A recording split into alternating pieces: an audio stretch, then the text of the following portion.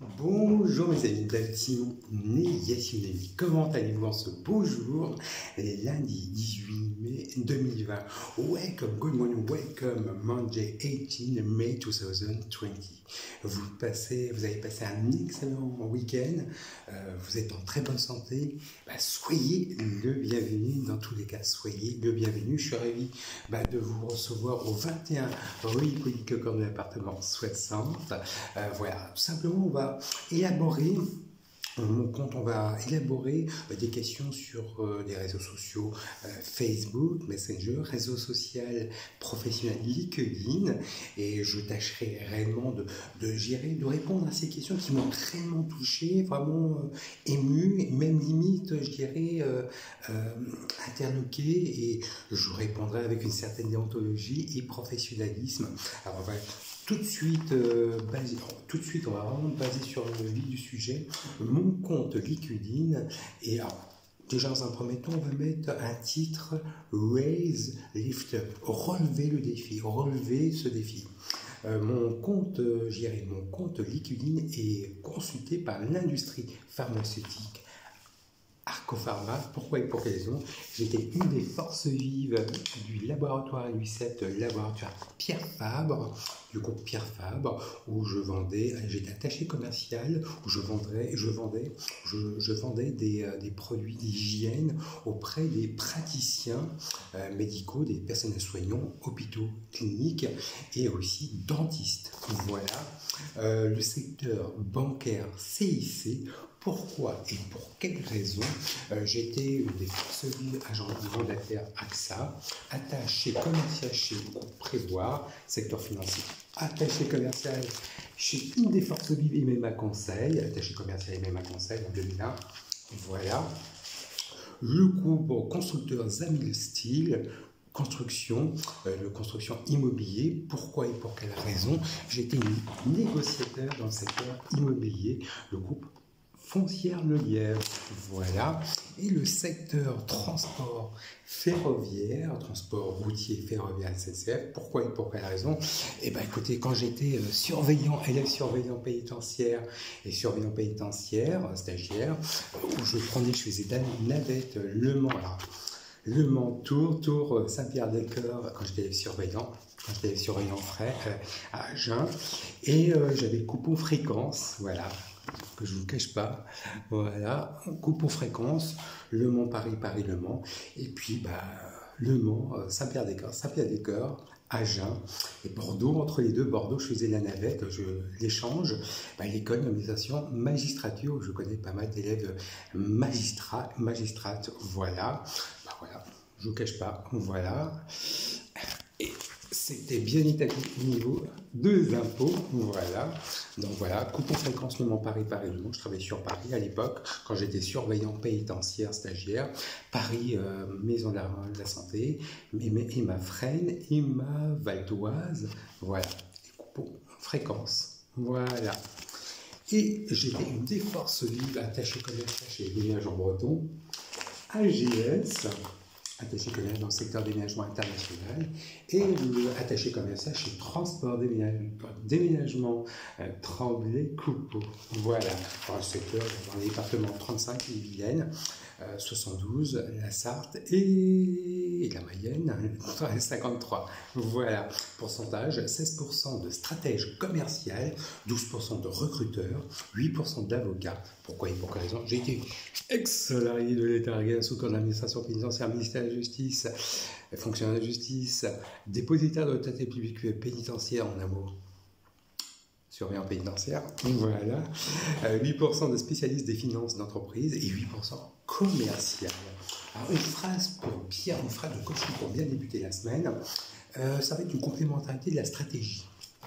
Donc, 5 questions que vous devez très important, élaborer, très important pour avoir une bonne stratégie pour répondre dans le secteur, que ce soit dans la famille personnelle, mais aussi professionnelle, pour les chefs d'entreprise, aussi pour les commerciaux. Voilà, 5 questions que vous devez vous poser, 5 questions où vous allez aller.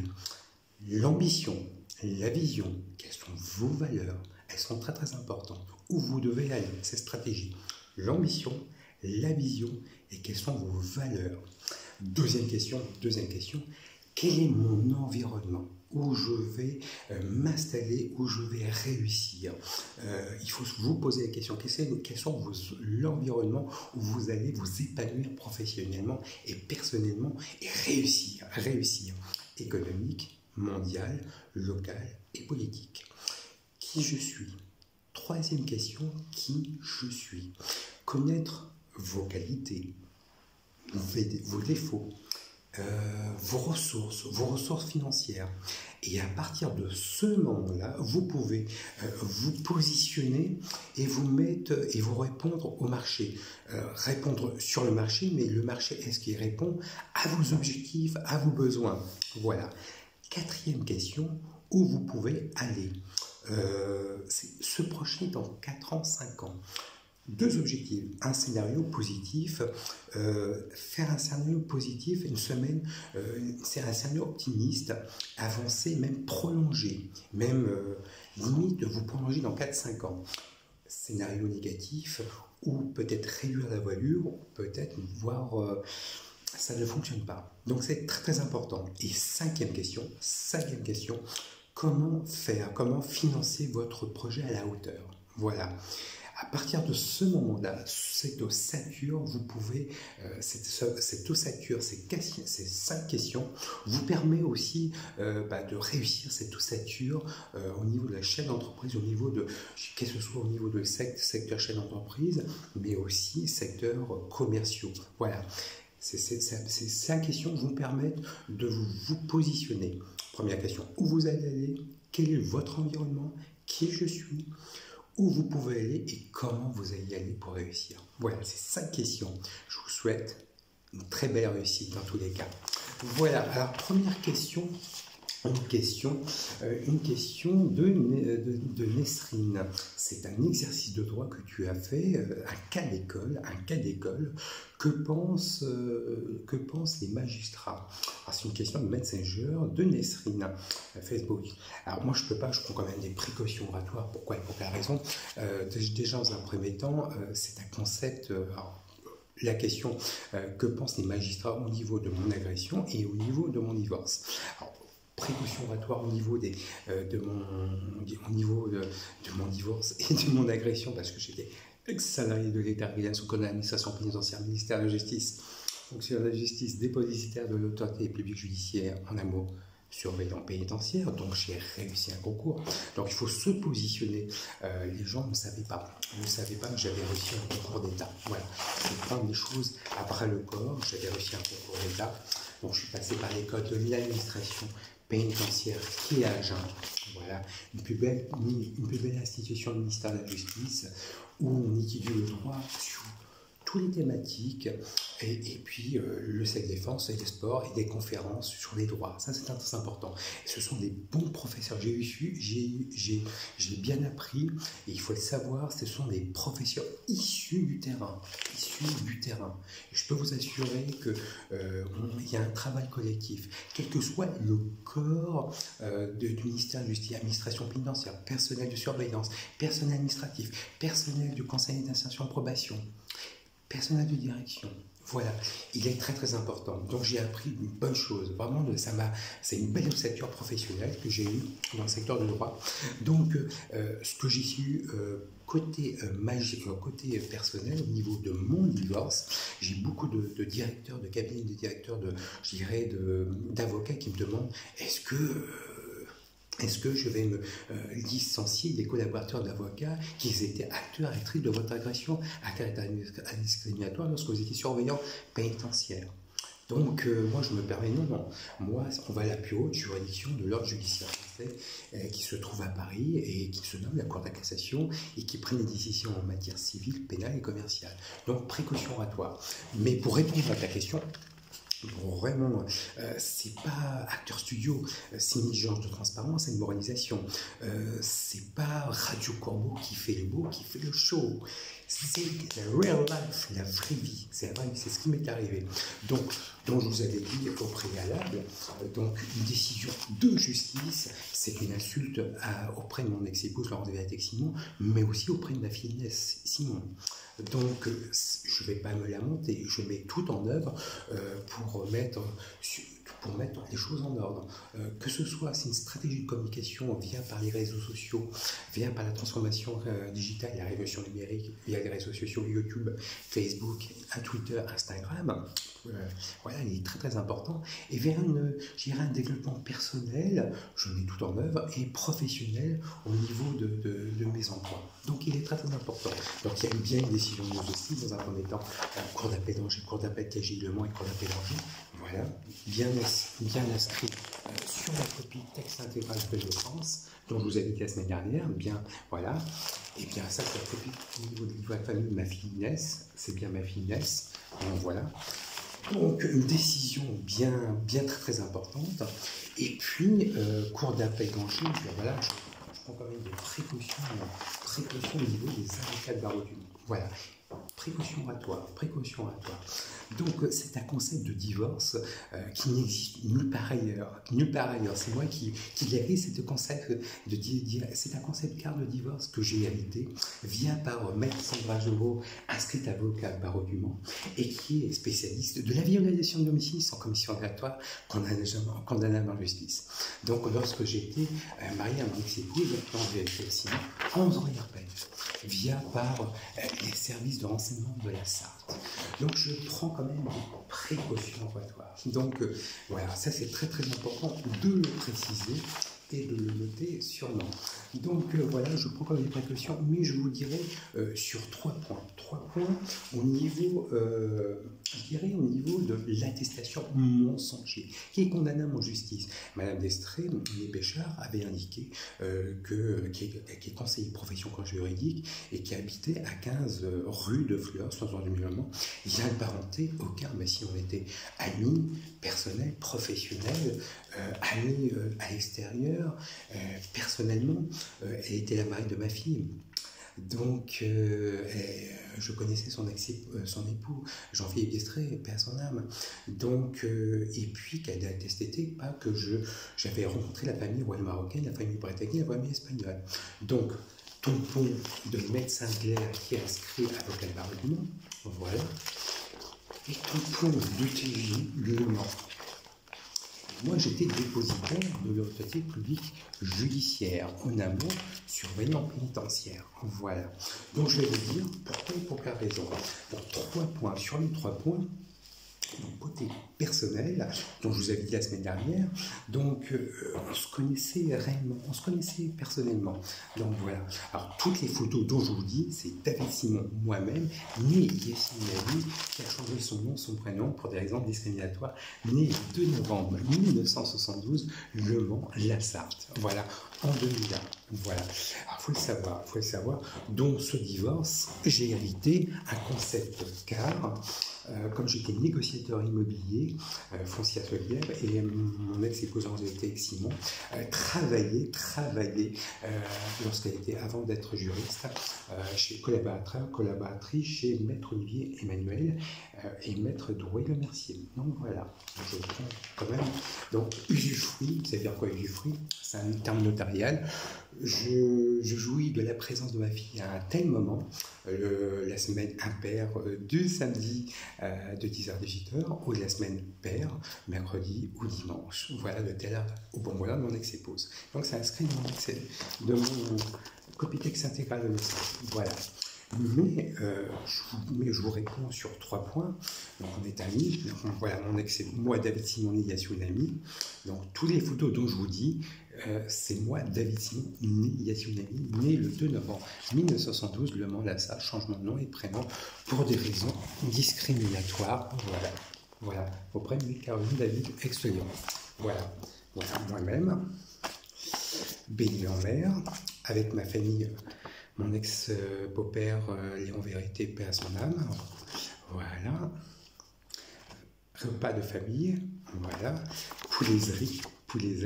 Voilà. Vous voyez sur le Loir. Ça, c'est le repas d'anniversaire. Voilà.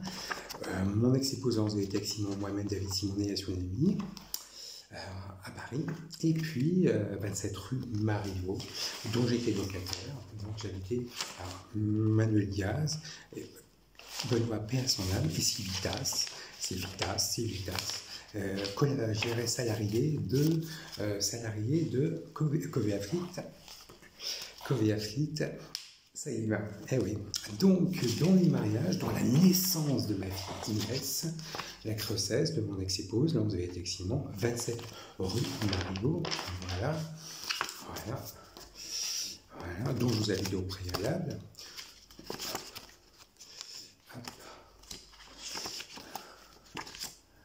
Nous avons fait les tests de paternité, c'est bien, je suis bien le père d'Inès Anaïs Laurent-Simon, né le 6 juin 2005, Le Mans, Nassar, copie texte intégrale de naissance à l'appui. Voilà. Les photos de la naissance d'Inès Anaïs Laurent-Simon à l'hôpital Le Mans La Sarthe. Voilà, tout un bonheur. Ouais. Hop là. Voilà. Tout un bonheur. Alors, toutes les photos dont je vous dis au préalable, c'est moi-même. C'est moi-même. David Simon, né Yassimini, le 2 novembre 1972, Le Mans La Sarthe. Voilà. Inès Anaïs Laurent-Simon. Les photos, voilà, moi-même, David Simonet, Yassunami en Normandie. Voilà. David Simonet, Yassunami avec Inès Anaïs Laurent-Simon. Tout un bonheur. Regardez. À Deauville. Mon ex-épouse en avec Simon, Inès Anaïs Laurent-Simon. Voilà.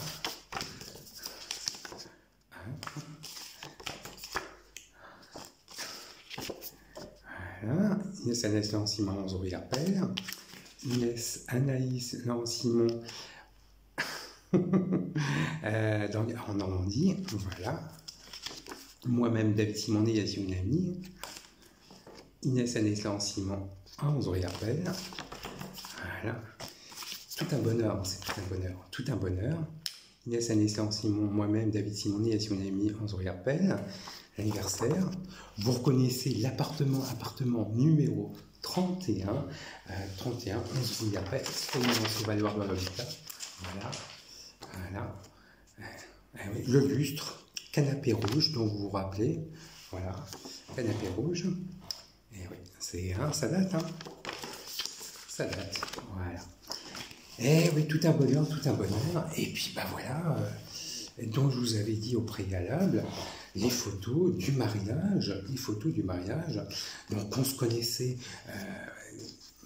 Jean-Philippe Destré, Valérie Destré, Jean-Philippe Destré, à rue de Flore, rue Prémartine, pardon, Manu Diaz, le témoin.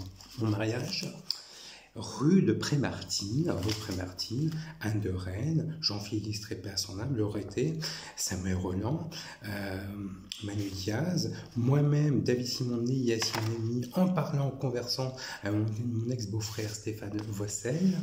Voilà. Les photos du mariage, toutes les photos du mariage, c'est moi-même, David Simon, né Yassinemi. Voilà, en signant le bord du mariage, le 4 octobre 2003. L'auberge des Mats-de-Feu, voilà. Regardez, c'est tout un bonheur, le 4 octobre 2003.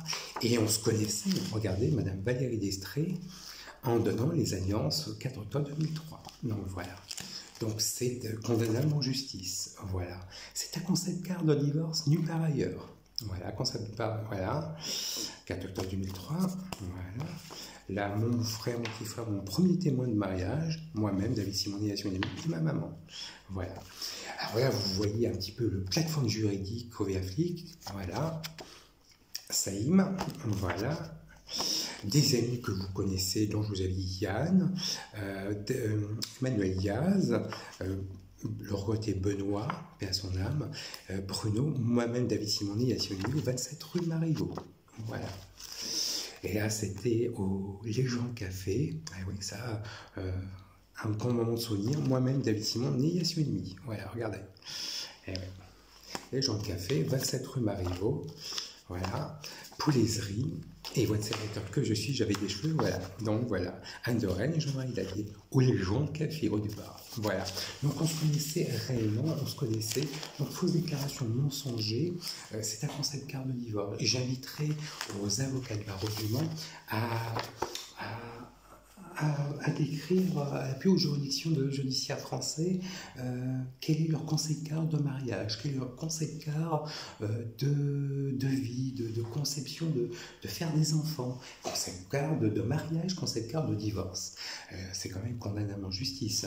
Pour faire une fausse déclaration mensongère est condamnable de l'article 441 du Code pénal, réprimande l'établissement d'attestation, fait métalement exact de 15 000 € d'amende et 1 an d'emprisonnement.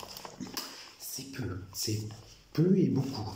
Donc, je me permettrai aussi de prendre quelques précieux instants. Je ne pourrai pas discuter avec les avocats de argument. Et je ne cache pas, je ne pourrai point discuter avec les avocats de argument. Que ce soit accueil juriste, tout le FIDAL, je ne pourrai pas discuter avec les avocats de argument pour une simple et bonne raison. Voilà, c'est un conséquent de divorce, précaution oratoire. Elles étaient acteurs et actrices de mon agression à caractère discriminatoire. Donc voilà, côté professionnel, où j'avais réussi un concours d'État, voilà, surveillant pénitentiaire, je devais revenir sur ma région d'origine, mais sur un poste administratif. Je ne devais pas être personnel de surveillance. Voilà. Côté agression, voilà, j'étais dépositaire de l'autorité publique judiciaire, surveillant pénitentiaire, dépositaire de l'autorité publique judiciaire, stagiaire, voilà, c'est, je dirais, titulaire, voilà. Et je devais revenir sur un poste administratif, voilà. Donc je vous avais dit, personnel administratif, je n'ai pas été titularisé. Pourquoi? Pour quelle raison? C'est une discrimination. J'ai bien démissionné de mon poste à surveillant pénitentiaire, stagiaire et poste de parole-avocat, voilà, en 2010. Donc, à partir de ce moment-là, moi j'ai cette agression, les acteurs habitent ici, 21, 23 Hippolyte Cornuet, 21 rue Hippolyte Repasteur, dont je vous avais dit que j'ai pu rencontrer ces deux agresseurs samedi et dimanche. Samedi, j'ai une personne âgée qui était au courant, une personne qui était présente à mon agression au poste de parole-avocat. Et puis, tout le monde le sait, c'est quoi cette agression? C'est une agression à caractère discriminatoire, raciste, antisémite. Premièrement, parce que j'ai rencontré la famille royale marocaine, la famille britannique et la famille royale espagnole à 11 rue Herpel, et je n'ai pas prévenu l'hôtel de ville du Mans, dont j'habite au 21 rue Hippolyte Cornuet, appartement 60. Donc j'habite à côté, la maire adjointe. Voilà, déjà dans un premier temps. Et deuxième temps, j'allais souvent à la piscine. Voilà. J'allais souvent à la piscine où je rencontrais Christophe Counil. Donc il me voyait à la balnéo. Et j'agaçais quelques personnes. Donc il paraît que je faisais le plus... Voilà, c'était un sentiment assez partagé. Donc, écoutez, voilà, l'hôtel de ville m'a agressé. Voilà, tout le monde est au courant. Et puis, troisième chose, la gardienne de la Manselle d'habitation, dont la salariée de la Manselle d'habitation voulait devenir surveillant pénitentiaire. Je trie un petit peu le code déontologie. Mais c'est une exigence de transparence et de moralisation. Donc, je l'invite vivement à prendre des instruments juridico-pénaux qui sont à disposition. Voilà. Donc, c'est pas qu'une affaire, c'est une affaire à la fois diplomatique, judiciaire, et puis l'État. Judiciaire, parce que j'étais surveillant pénitentiaire, voilà, ex-salarié de l'État, régulation de code d'administration pénitentiaire, ministère de la Justice, dépositaire de la public judiciaire, en un mot surveillant pénitentiaire. Donc d'État, je connais beaucoup de ministres d'État, entre autres le chef des états-majors des armées français, le général François Lecointre, mais aussi différents pays. Je connais le chef des états-majors royal marocain, israélien. Donc vous comprenez bien, vous comprenez aisément, précaution oratoire. Et puis diplomatique, je suis né dans une ville RSD. Donc je suis franco-marocain béarnais, de confession juive. Donc voilà.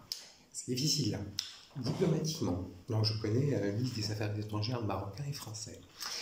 Donc, diplomatiquement. Donc, corruption de fonctionnaires, agression à caractère discriminatoire, homicide involontaire. J'ai eu un malaise cardiaque, déféqué uriné. Donc, il y a eu une audition c'est un poste stratégique, un poste de parole avocat, où je recevais des acteurs judiciaires, attachés consulaires, parce qu'il y avait des détenus, des personnes placées sous ma justice de différents pays, des acteurs judiciaires, policiers nationaux, gendarmeries nationaux, huissiers justice, magistrats, avocats, donc les conseillers d'insertion probation. Quand les services d'enseignement de la SAR sont introduits dans mon sacro-saint lieu de travail au poste de parole avocat, vous comprenez bien, vous comprenez aisément, je n'ai pas compris. Donc on se doit se poser la question, est-ce que mes supérieurs hiérarchiques est au courant? Olivier Rayon, chef de détention, Madame Bartel, mais aussi Audrey Marco, directrice adjointe. Eh oui, il faut savoir. On avait une conversation à la fois, je dirais très intéressante, très intéressante. Je dirais c'est à la fois une intimidation, une agression, une incivilité, une agression. Donc il ne voulait pas devoir d'ara dans le parloir avocat. Moi, je suis franco-marocain berbère et j'ai réussi un concours d'État. Et ils ne pensaient pas, ils n'avaient pas de dossier administratif. Ils voulaient faire une petite leur sauce à leur-même. Donc vous comprenez bien, vous comprenez aisément, constipation passagère, le visage blême, masque de fer, pas de sourire. Ils m'ont dit, pas d'arabe dans le même, je suis franco-marocain berbère. J'ai réussi un concours d'État. Donc, ils n'avaient pas de dossier administratif. Ils ont téléphoné à la gendarmerie nationale du Nord. Et oui, c'est bien le militaire. Et vous avez payé pour tous les fils immigrés marocains qui ont fait l'armée comme vous. Ah oui, pour un franco-marocain berbère comme moi, qui je suis, de confession juive, ils n'avaient pas de dossier administratif. Secret défense. Tout à fait, ils m'ont proposé un poste de contractuel. J'étais fonctionnaire de justice, j'ai réussi un concours d'État. Et un poste de contractuel, et ils ne savaient pas que j'étais des DGSE, état de service. Ils n'avaient pas mes états de service, qui sont là, mes états de service. Et j'étais DGSE, fonctionnaire de DGSE, militaire. Donc, voilà, déféqué uriné, malaise cardiaque. Et puis, écoutez, heureusement que les infirmières, le poste de parole avocat, était à côté de l'infirmerie. Je remercie mon ex-collègue et les personnels soignants de m'avoir sauvé. Merci. Sinon, je ne serais pas là en train de vous parler. Donc, un homicide involontaire près d'un militaire du 2e régiment d'infanterie marine. Voilà, parce que j'ai effectué le service militaire au 2e régiment d'infanterie marine et 15 ans de mon 95-04. Et j'ai effectué les classes au 2e régiment d'infanterie marine, 15 ans Saint-Martin des Pins. Donc voilà. Donc, je peux vous assurer, et je peux vous assurer qu'à l'heure actuelle, je suis bien inscrit au bureau des archives à Pau. Donc voilà, je ne vous cache pas. Donc voilà, et puis ça va faire jurisprudence. Vous voyez un petit peu le radio corbeau qui fait le beau, qui fait le chaud, c'est real life, c'est du concret. Donc le travail n'a jamais été fait en amont depuis 3-4 décennies. Donc il faut prendre ça très très au sérieux. La direction interrégionale service pénitentiaire de Rennes et de Paris. Alors Paris, pourquoi? Parce que j'ai reçu un concours d'État régalien, voilà, et de Rennes, parce que j'ai été agressé sur mon poste de lieu de travail, maison d'arrêtement Les Croisettes, en 2010, et ça dépend de Rennes, la direction interrégionale service pénitentiaire de Rennes. Voilà, donc ça fera se poser des questions au ministère de la Justice, ministère de l'Intérieur et ministère des Armées. Est-ce qu'un élève surveillant, il faut le savoir, est-ce qu'un élève surveillant pénitentiaire et puis un surveillant pénitentiaire, stagiaire ou titulaire peuvent exercer les missions régaliennes qui sont à disposition. Ça veut dire quoi concrètement? Il faut savoir que les élèves surveillants font un stage en mise en situation et en mise en découverte.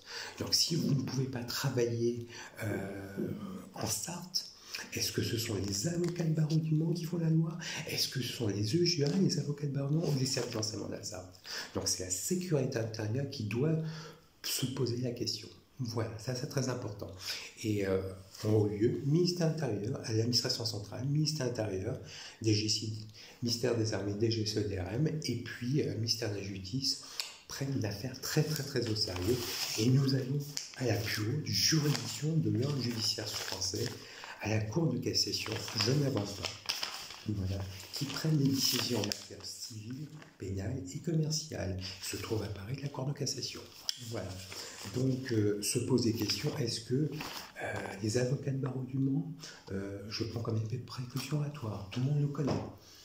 Donc voilà, donc je prends quand même des précautions oratoires. Est-ce que les avocats de barreau du Mans, les UJA, les services d'enseignement racial font la loi dans cette ville de Mans, le département de la Sarthe? Voilà, donc ça fera jurisprudence. Dans tous les cas, soit ça reste dans les annales police-justice, soit ça fera jurisprudence tant sur ma violation de domicile sans commission rogatoire auprès de Maître Sandra Géraud, qui a fait une violation de domicile, qui exerce du harcèlement. C'est condamné en justice. Le harcèlement, c'est condamné. Moi, j'ai reçu du harcèlement. Il faut savoir que quand je dis sous la bienveillance et sous l'œil visé, est-ce que la bienveillance d'Olivier Rayon, mon directeur, l'ex-directeur Olivier Rayon de Le Mans-les-Croisettes, et l'œil visé de l'ancien commissaire divisionnaire François Chaumat, qui est au courant. Donc, cette équation que vous me permet très légitime et importante. Les forces de l'ordre, des forces de l'ordre républicaines, soit municipaux et nationaux qui étaient au courant, qui m'ont traité de branleur et charlot. Pourquoi? Parce que j'ai fait travailler les services extérieurs dont je fais l'armée. Et j'ai reçu la famille royale marocaine, la famille royale britannique, la famille royale espagnole. Eh oui. Donc, à 11 rue Herpel, lorsque j'étais marié à mon ex-épouse en Simon. Et puis, le plus important,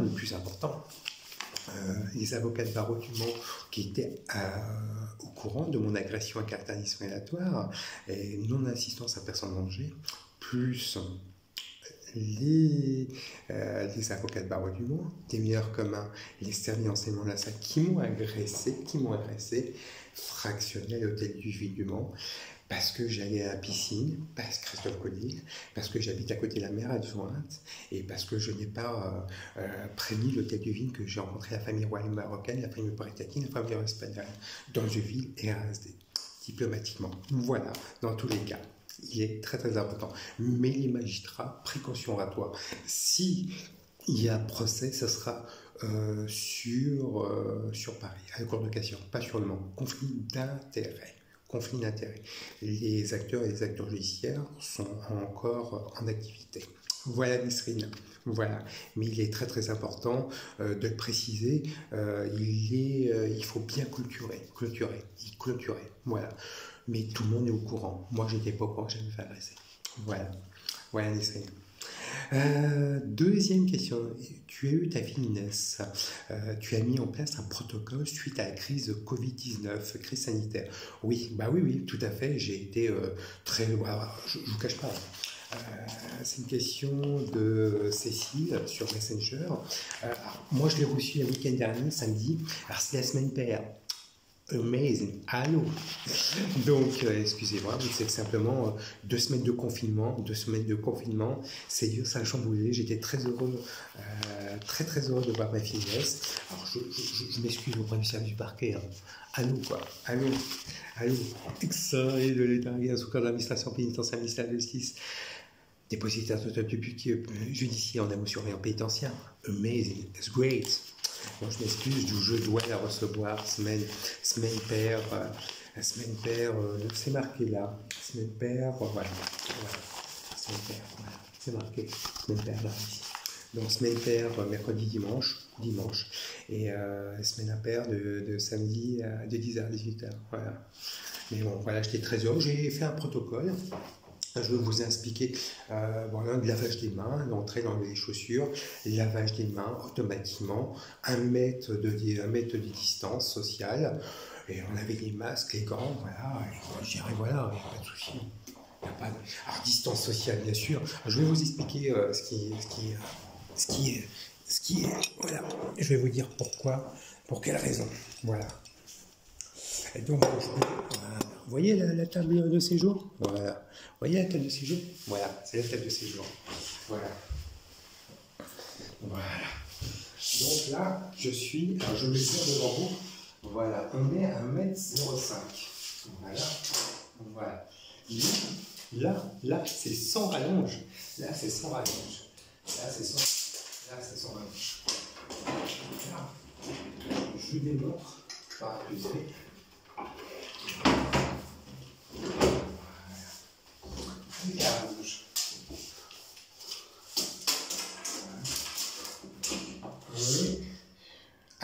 1m30, 1m30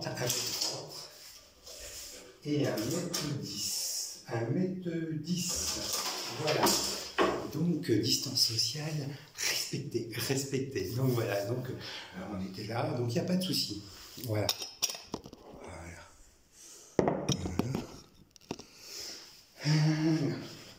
Et donc, moi j'avais tout mis, un protocole sanitaire correct, et puis lavage des mains, 1 mètre de distance, 1,05 m de distance, normal, mais j'étais très très heureux. Alors moi, vous savez, vous connaissez mon élégance de propreté, d'hygiène, je lave tout. Alors moi j'ai une petite astuce, tout ce qui est robinetterie, vous nettoyez, alors prenez une brosse à dents, vous nettoyez tous les robinetteries avec un peu de vinaigre, un peu de citron, et vous enlevez tout le tartre. Je peux vous assurer, c'est du top. Tout ce qui est baignoire, salle de bain, brosse à dents usagée. Pas de problème. Voilà, ça c'est très important. Nettoyage du réfrigérateur, ça tous les 2 semaines, parce que je peux vous assurer, vous enlevez, moi je nettoie tout le temps, vinaigre, citron. Mettez vraiment au nettoyage des étagères, tout, la totale. Je peux vous assurer, c'est propre, c'est nickel. Du vinaigre, citron, c'est... Les bienfaits du citron, c'est vraiment bien, même du vinaigre. Et puis, nettoyage du four micro-ondes, vous mettez un petit bol, et vous remplissez de ce bol du vinaigre, vous mettez 30 secondes, et vous allez voir, vous prenez un chiffon mouillé, et vous mettez une éponge, et vous nettoyez les parois. C'est impeccable, c'est impeccable. Donc oui, nettoyage, je suis irréprochable. Vous connaissez mon élégance de propreté et d'hygiène. Donc voilà, non, on a vraiment un protocole bien établi. Et j'étais très fier de recevoir ma finesse, très très heureux. 2 semaines de confinement, c'est un bonheur, c'est un bonheur. Je l'embrasse. Donc voilà. 3e question. Alors, LinkedIn, leadership, motivation, performance. Qu'est-ce qu'un collaborateur attend Être fier de ce qu'il fait, comprendre ce qu'il fait et pourquoi, être traité avec équité, un équilibre professionnel et personnel, je dirais une exigence de flexibilité de ces organisations. On prend le temps pour les bons employés que pour les mauvais, respecter les supérieurs. Célébrer les réussites et évoluer dans un climat de convivialité positif et être, je dirais, être respecté dans son emploi. Voilà, ça c'est très important de le préciser. Je vais vous lire un court extrait d'un ouvrage dont je vous avais dit les éloges, Bertrand Payet sur le bout de la langue, le plaisir de mots justes par l'auteur, par la parole est un sport de combat. Voilà. Lecture. La parole n'est pas une génération spontanée. Elle ne peut naître que de la lecture. Les livres nourrissent les discours de plusieurs façons. En faisant découvrir les nouveaux mots, en sensibilisant à la qualité d'un style et en stimulant l'imagination. Lire pour la jeunesse, ce n'est pas nécessairement lire de la littérature jeunesse. C'est aussi lire les fables de La Fontaine, les contes de Perrault, d'Andersen ou de Grimm, les histoires extraordinaires de Poe, les œuvres de la comtesse de Ségur, la science-fiction de Marvel, les grandes modes, et en alternance avec Harry Potter pour encore de plus de magie. C'était Bertrand Payet sur le bout de la langue, le plaisir de mots justes par l'auteur de La parole est un sport de combat.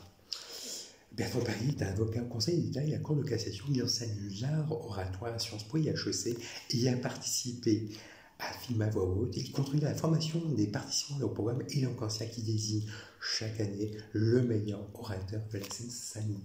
Un bel ouvrage, je vous le conseille vivement. Très important. Pourquoi j'ai mis lecture? Parce que ce soit dans ma jeunesse, mon adolescence, et puis là, actuellement, dans ma vie personnelle et professionnelle, je lis beaucoup. Donc c'est très très important, quelles que soient les thématiques de la lecture. Voilà. Dans tout cas, je vous remercie de cette sollicitude, de cette écoute, de cette bienveillance. Prenez soin de vous, respectez, lavez-vous les mains, hydroalcoolique, masque, et puis les gants. 1 mètre de distance, 1,50 m, 1,50 m, respectez les gestes barrières, ne touchez pas les mains, le visage. Et puis dans tous les cas, soyez optimiste. Le plus important, soyez optimiste, soyez à l'écoute et pragmatique à toute opportunité. Je vous embrasse, à très bientôt.